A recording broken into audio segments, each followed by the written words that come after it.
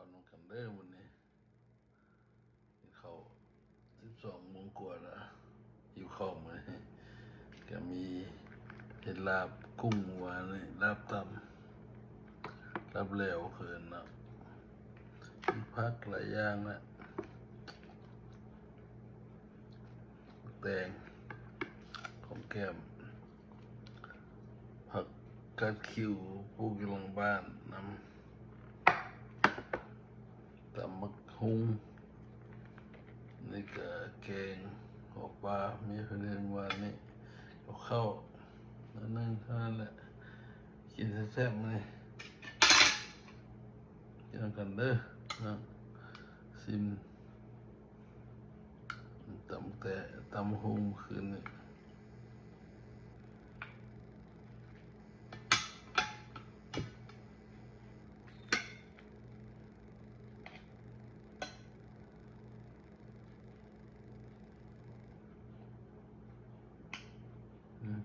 ข้าวเจ้า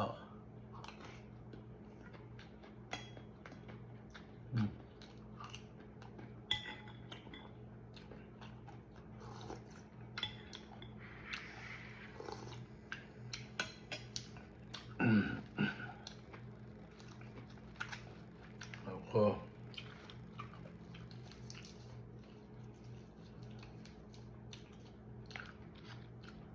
ตับกุ้งตับเหลว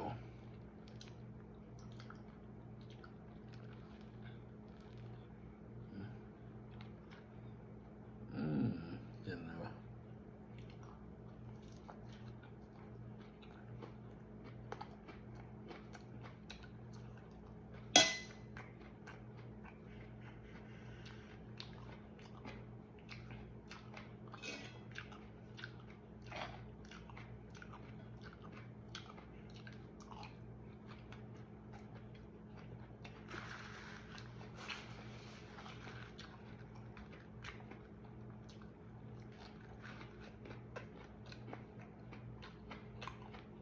จัง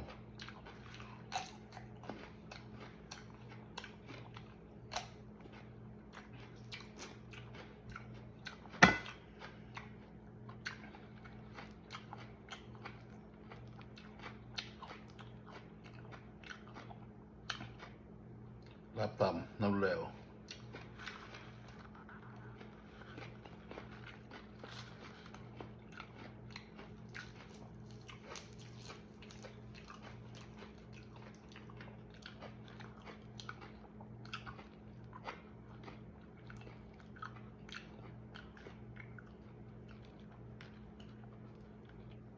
คุยเหรอ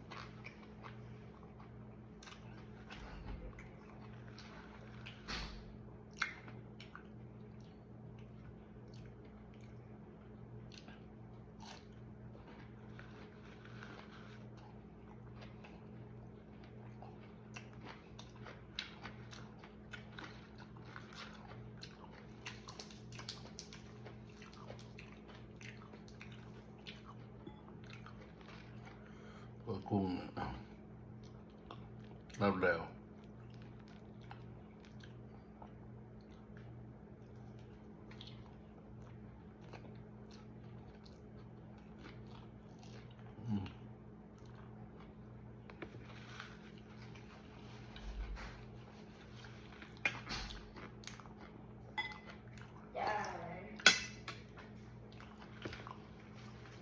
problem. Are you done recording?